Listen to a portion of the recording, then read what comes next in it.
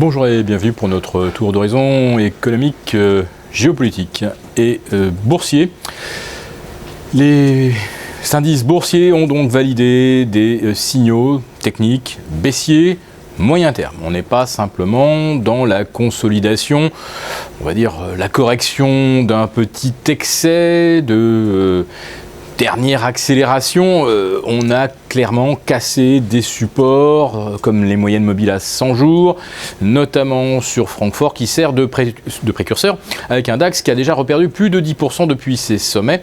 Le CAC 40 en testant 4790 a également atteint le seuil des 10% de repli. Alors vous avez pu le constater. Tout au long de la baisse, et surtout depuis qu'on a enfoncé les 5050, nous n'avons vu à aucun moment ces soi-disant hordes de gérants en retard, sous-investis, venir profiter de la fabuleuse aubaine de courses repliant de 3 ou 4%. Et pourtant, sur les plateaux de télévision, sur les chaînes financières, alors que le CAC 40 venait de reperdre 5%, les gérants annonçait unanimement qu'il fallait absolument profiter de cette aubaine pour se positionner en vue du rallye d'été.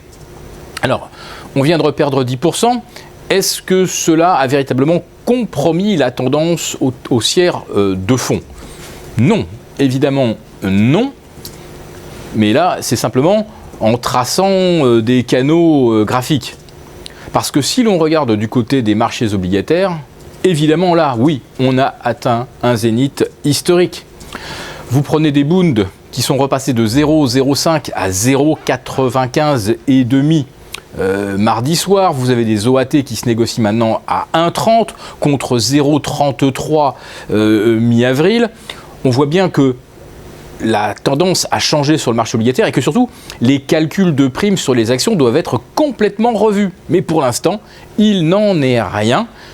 On va dire qu'à moins 8 ou moins 9% en moyenne sur les places européennes, on reste encore dans une tendance qui semble favorable. Mais recalculer les bénéfices avec des taux qui sont 90 à 100 points au-dessus de ce qu'ils étaient il y a un mois, et ce n'est pas à 4770 qu'on doit retrouver le CAC 40, mais aux alentours de 4000.